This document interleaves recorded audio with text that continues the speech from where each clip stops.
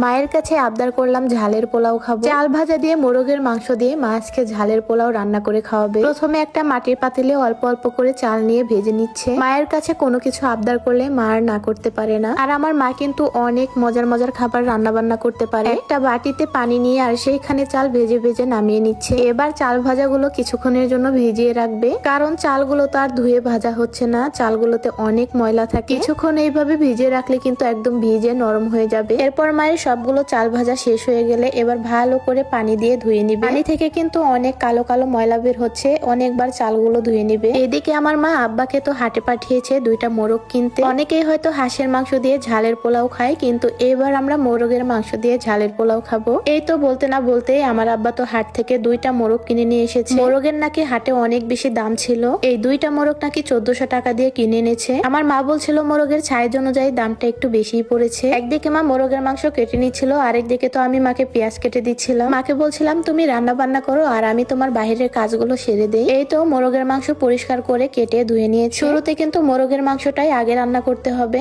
এরপর একে একে মা মশলাগুলো দিয়ে দিচ্ছে মাংসের মধ্যে। প্রথমেই দিয়ে দিল আদা রসুন বাটা, এরপর দিয়ে দিল লবণ, হলুদ গুঁড়ো, মরিচ গুঁড়ো, সাথে কিন্তু পরিমাপ মতো ধনিয়া গুঁড়ো দিয়েছে, জিরা ফাঁকিও দিয়েছে। এরপর দিয়ে দিল পরিমাপ মতো পেঁয়াজ। এখন অল্প পরিমাণের সয়াবিন তেল নিয়ে ভালো করে মাংসটা মাখিয়ে নিবে কিছুক্ষণ। মা কিন্তু প্রায় সব মাংসই এইভাবে হাতে মাখিয়ে রান্না করে, আর এইভাবে হাতে মাখিয়ে রান্না করলে কিন্তু খেতেও বেশি মজা হয়ে থাকে। এরপর কড়াইতে দিয়ে দিচ্ছে পেঁয়াজ এবং সয়াবিন তেল, সাথে দিয়ে দিচ্ছে এলাচ, দারচিনি এবং জিরা। এই সব মশলাগুলো এখন ভালো করে একটুক্ষণ ভেজে নিবে। ভাজা হয়ে গেলে এখন পাটায় নামিয়ে নিচ্ছে মশলাগুলো। এখন কড়াইতে থাকা যে তেল আছে এখানে দিয়ে দিচ্ছে মাংস। মা কিন্তু সবসময় বাটা মশলা দিয়ে রান্না করে, বাটা মশলা দিয়ে তরকারি রান্না করলে ওই তরকারিটা খেতে অনেক বেশি মজা হয়ে থাকে। এখন মাংসটা কিছুক্ষণ ভালো করে কষিয়ে নিবে। একদিকে মাংস কষানো হচ্ছে আর একদিকে আমার মা মশলা পাটায় বেটে নিচ্ছে। দেশি মোরগের মাংস একটু শক্ত বেশি হয়ে থাকে, তাই পানি দিয়ে কিছুক্ষণ রান্না করে নিয়েছে। মাংস রান্না তো শেষ হয়ে গিয়েছে, মাংস নামিয়ে এবার আরেকটা কড়াইতে দিয়ে দিচ্ছে পেঁয়াজ, কাঁচামরিচ, সাথে দিয়েছে এলাচ, দারচিনি, খাল, লবণ, আদা রসুন বাটা এবং বাটা মশলাও, আর হলুদের ফাঁকি, মরিচের ফাঁকি, ধনিয়া গুঁড়ো এগুলো পরিমাপ মতো দিয়ে দিয়েছে। এবার মশলাগুলো ভালো করে কিছুক্ষণ কষিয়ে নিতে হবে। মশলাগুলো যেন পুড়ে না যায় তাই অল্প করে একটু পানিও দিয়েছে।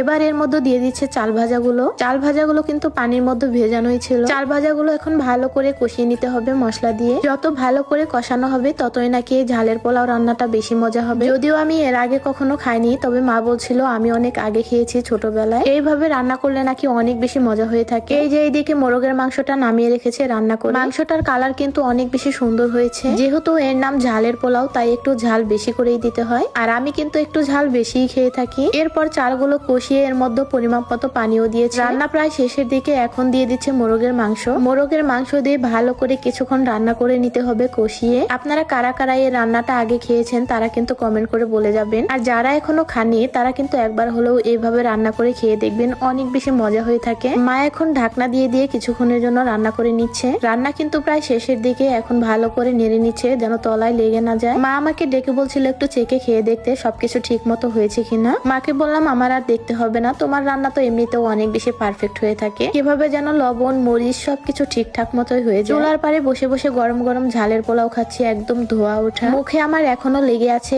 এত বেশি মজা হয়েছিল। পরে মা বললো গরম গরম বেড়ে নেই আর সবাই মিলে গরম গরমই খেয়ে নাও, জুড়িয়ে ঠান্ডা হয়ে গেলে কিন্তু খেতে আর মজা লাগবে না। পরে আমরা সবাই মিলে বারান্দায় পাটি বিছিয়ে খেতে বসেছি। একে তো মাটির চুলায় রান্না, আবার খাচ্ছি মাটির প্লেটে। মায়ের হাতের রান্না বলে কথা, মজা না হয়ে কোথায় যাবে বলেন। মা যাই রান্না করে দিক না কেন সবকিছু আমার কেন জানি অনেক বেশি মজা লাগে, আলাদা একটা টেস্ট বলতে গেলে। এই ঝালের পোলাও নাকি উত্তর অঞ্চলের বিখ্যাত একটি খাবার। এবার তো মোরগের মাংস দিয়ে খেলাম, আবার কোনোদিন না হয় হাঁসের মাংস দিয়ে খাবো। তবে মোরগের মাংস দিয়েও কিন্তু দারুণ টেস্ট হয়েছে। যাই হোক, আজকে এ পর্যন্তই। সবাই ভালো থাকবেন, সুস্থ থাকবেন, আল্লাহ হাফেজ।